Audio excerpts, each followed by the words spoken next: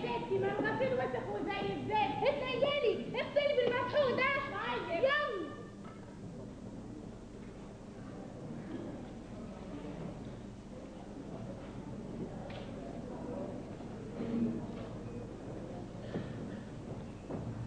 الله، ايه الغسيل اللي زي الفل ده يا ستي؟ اسمه ايه المسحوق ده يا ستي؟ ده صفصف.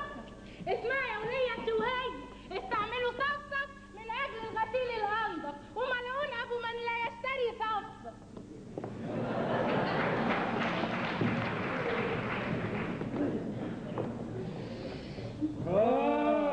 كمان شاي الروقان، تشرب وتقول كمان. انتاج شركة الوسط، شاي الروقان بياخدك في التوهان. الوقود للهدم والترتيب بعد ان رست علينا مناقشتك في الاوراق والمعابد والمؤسسه عن حاجاتها لاولاد العملاقه لزوم مشروع الهدم الاعظم. قدم العطاءات في شارع احمد المتبرع من شارع سمنقرع. تليفون 000.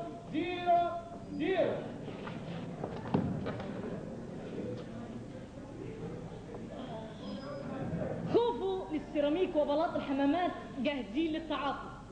سيراميك وبلاط للحمامات من أحجار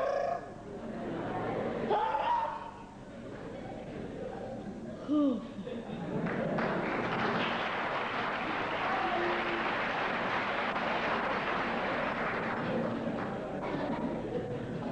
سبعة آلاف سنة تطل عليك وأنت تقضي حاجتك.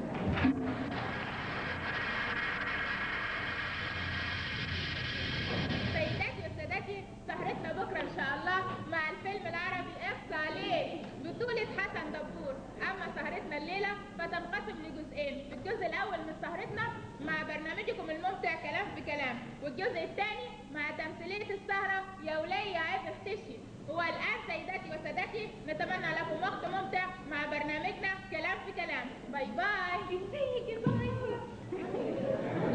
بعد البرنامج مساء الخير.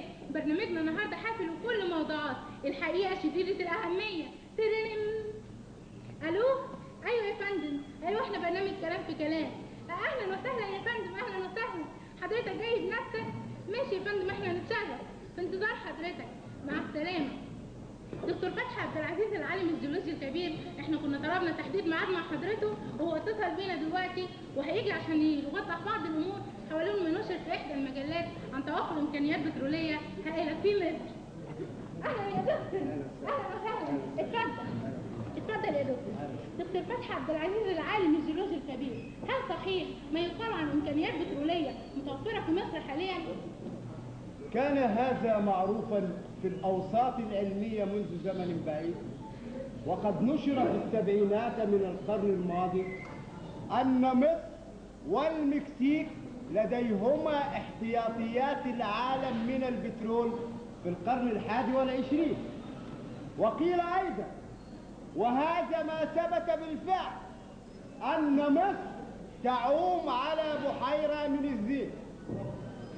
بل وتبين أيضا أن بعض الدول القريبة بتسرق البترول من الامتداد القاري المصري. وتبين أيضا توافر احتمالات مشجعة جدا لخام اليورانيوم بمناطق عديدة في مصر. وأنا شخصيا لا أستبعد بأن تكون لهذه اللعبة الدولية التي تتم الآن أو التي يجهز لها الآن ضد مصر علاقة وثيقة بثروة مصر الكامنة في باطن الأرض. والدليل على ذلك والدليل على ذلك أديكوا شايفين الدليل، أديكوا شايفين الدليل.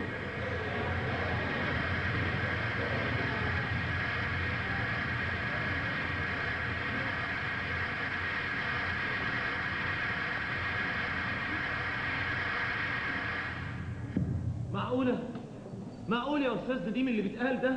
ما هو لو مش معقول او منطقي كان سابوه يتكلم. واضح جدا ان الراجل ده حط ايده على سر؟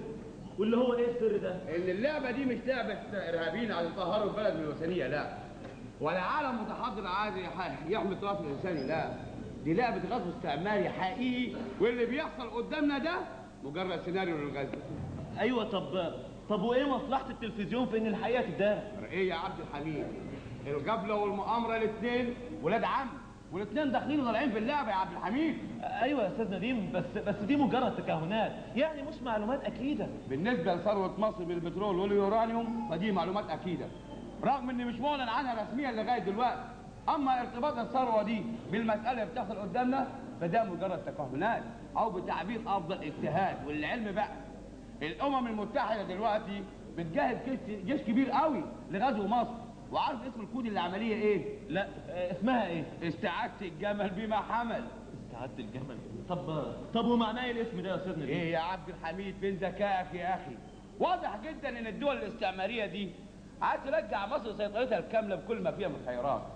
وحكايه حمايه الاثار دي زي حسام قرواده اللي هيخشوا من خلاله. ولعلم الامم المتحده بحسب نظامها العالمي اللي موجود دلوقتي مجرد اداه في اللعبه. لا الواحد مش فاهم حاجه خالص يا استاذ نديم. كل التوضيح ده يا عبد الحميد ومش فاهم؟ انا فاهم، بس المفروض ان الامم المتحده غير كده خالص. ده المفروض. سيداتي وسادتي، بنعتذر عن هذا العطل الفني ونوجه عناية حضراتكم إلى أن كل ما تسمعونه من خلال برنامجنا ليس هو بالضرورة من الحقيقة، ولا تنسوا أن البرنامج بعنوان كلام في كلام. والآن نقدم لكم قنبلة السهرة، بل وأقول بلا مبالغة إنها قنبلة الموسم التي قد تكون جريمة الموسم أو معجزة الموسم وكل موسم. اتفضل. أهلا وسهلا. اتفضل عرفنا بنفسك. حسين عبد الله حسنين من طلخة أهلية، عسكري مجند في قوات الامرالي محمد بك عباد، وشاركت في معركه كفر الدوار وانتصرنا فيها على الانجليز، وشاركت في معركه التل الكبير، وكان معايا لحد يومين فاتوا مجموعه من القوات بتاعتي ومنهم الامرالي محمد بك عباد شخصيا، واحنا كنا انسحبنا تحت وابل النيران الشديده.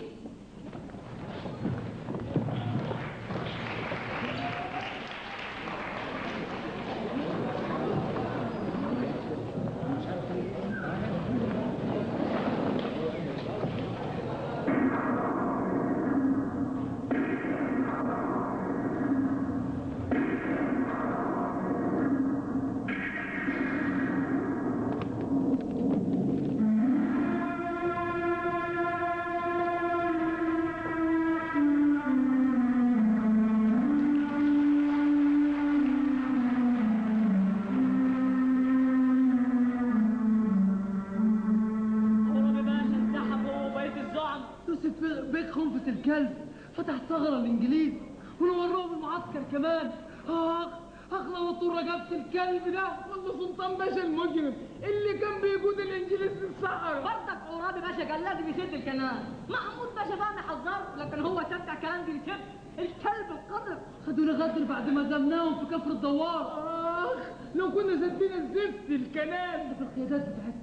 القيادات بتاعتنا انسحبت ليه على مصر دلوقتي؟ هينظموا حرب عصابات من هناك وهنقاوم زي مراد بيك ما قاوم نابليون. احنا اولى بالمقاومه، احنا اصحاب البلد. الانجليز اقوى من نابليون. مصر بشعبها العظيم اقوى منهم كلهم.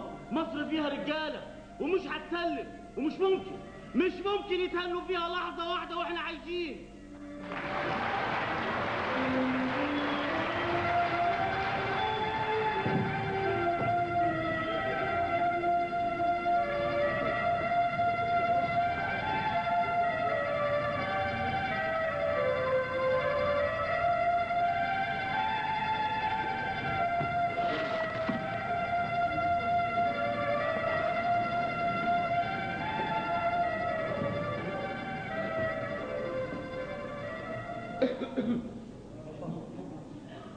بعد إصابة الأمراي محمد بك عباد أخذناه لأحد الكهوف وعالجناه، وكان هو وبقية المجموعة كويسين جدا لحد اليومين اللي فاتوا. طب وهم فين زمايلك دول؟ وطبعا معاهم الامرالي محمد بك عبيد. أنا سبتهم ورحت أشتري أكل لأننا كنا جعانين جدا بعد ما صحينا من النوم وما كانش معانا تعيين، وأنا بشتري الأكل كده فوقيه.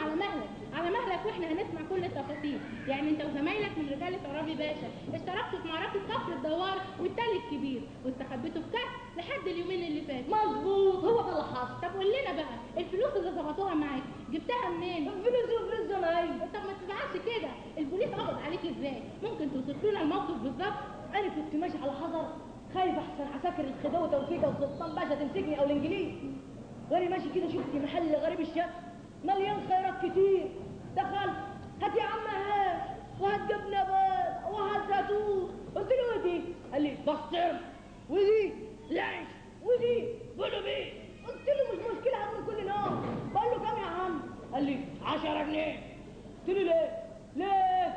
اذا كان اللواء بياخد 8 جنيه وده اكبر مرتب في الجيش عندنا. هو بص لي كده وقال لي هو انت منهم؟ قلت له من مين يا عم؟ قال لي من الدراويش اللي عايشين السفلاء. قلت له لا انا معايا فلوس. ما طولش عليك في الكلام، قولي طول. اديته 10 جنيه من الفلوس اللي معايا. هو اخذ الفلوس من هنا وراح مشاور لواحد كده لابس ملابس غريب. بصيت لقيت المحل كله اتملى جوه غريبه ومسكون. لكن البوليس مصمم بان انت يا اما درويش مكذوب يا اما بتتاجر في الاثار. يا ترى انت ايه رايك؟ انا ما اعرفش، انا قلت الحقيقه. طب يا عم بلا مستني، هو ده ولا سيدي اللي هو فلسع حب الرمان. فرصة حب الرمان. اهلا وسهلا يا فندم، اتفضل. سيادة اللواء فرصة حب الرمان مدير ادارة فرقة الاثار بوزارة الديوانية. يا ترى ايه رأي سيادتك في كلام هذا المواطن؟ المسألة مسألة جريمة اتجار في الآثار، وهذا إذا ثبت أن هذا الرجل بكامل قواه العقلية ما فيش أي مجال للاعتقاد بأن إنسان بيعيش من سنة 1882 لحد اليوم، وإحنا النهاردة بسنة 2030، يعني من 148 سنة. وهو زي ما أنت شايفة حضرتك سنه لا يتعدى 30. هو اديني عقلك بقى. ومش جايز حصلت معجزة فعلا. سيادة اللواء، سيادة اللواء. ايوه فين مفيش حاجة، أنا اللي كنت بصحيك. اتفضل استريح. كنت بقول لحضرتك فوق. الحمد لله. كنت بقول لحضرتك مش جايز حصلت معجزة فعلا، وقعد هو وزمايله في الكهف لحد اليومين اللي فاتوا. احنا بنتعامل مع الواقع، اما المعجزات فلا تدخل في اطار شغلنا. واعتقد اننا شخصيا ان هذا الرجل عتيد في الاجرام، ذكي جدا ومثقف جدا ويجيد التمثيل. كان المفروض لو كان بيتاجر بالاثار ان يذهب بالعمله الذهبيه او ان يذهب بالعمله الاثريه، واللي عرف انها جنيهات ذهبيه لتجار الاثار او حتى المحلات الصاغه. مش كده؟ هو ده الشيء المحير في المساله دي كلها. معنى كده ان في احتمال ان الراجل ده يكون سليم العقل. ده اكيد من وجهه نظري. اما الراي الحاسم لاهل الطب ويمكن ايضا يكون صادق في كل الكلام اللي قاله. لا ولا بنسبة 1 في المليون. ليه؟ واعتقد ان هذا الرجل عثر على كنز من الاثار واراد تسريفه. سنعود الى طريقه التصريف ونستوقف ضد النظريه دي. الموقف محير وهيفضل محير لحد ما نوصل للحقيقه بتحرياتنا، ويوصل اهل الطب لحقيقه قواه العقليه. شكرا يا فندم. سيداتي وسادتي، نحن في انتظار الحقيقه، وبنشكر سياده اللواء فرصة حب الرمان. وفي الاسبوع القادم ان شاء الله نلتقي بكم مره ثانيه مع كلام في كلام. لحظة واحدة لو سمحت. وقت البرنامج خلص يا فندم. لو عند حضرتك اي استفسار ابقى اتصل بينا وتعالى الاسبوع الجاي. سيادة اللواء فلسة، لو سمحت قبل ما تفلسع يعني كنا عاوزين نعرف منك الحقيقة دلوقتي. نعم يا سيدي، نعم يا اخويا. هو انت فضيلي؟ ما انت كنت نايم. انا؟ ومال انا؟ على العموم هرد على السؤال بتاع سيادتك. هي متوقفة على التحريات بتاعتنا. اما الرأي الحاسم لأهل الطب هو ده كل اللي عندك؟ هو كل اللي عندي ده. طب فلسع بقى. حب الرمان لو سمحت. ايوه قصدي امشي يعني. مش عارف ايه. ما كنتش حضرتك رديت عليك. عرفت ازاي؟ انا مش عارف والله ازاي. ايه رأيك يا استاذ نديم؟ هي لو تخف المكياج بتاعها هتبقى 100. مكياج؟ تتكلم عن ايه يا استاذ نديم؟ انا بسألك عن رأيك في الكلام اللي اتقال دلوقتي. انا من رايي كفايه تغيير جو لغايه كده، وتقعد تذاكر وتشوف مذاكرتك كام. انا هروح مشوار صغير وهجي لك على نص ساعه ان شاء الله.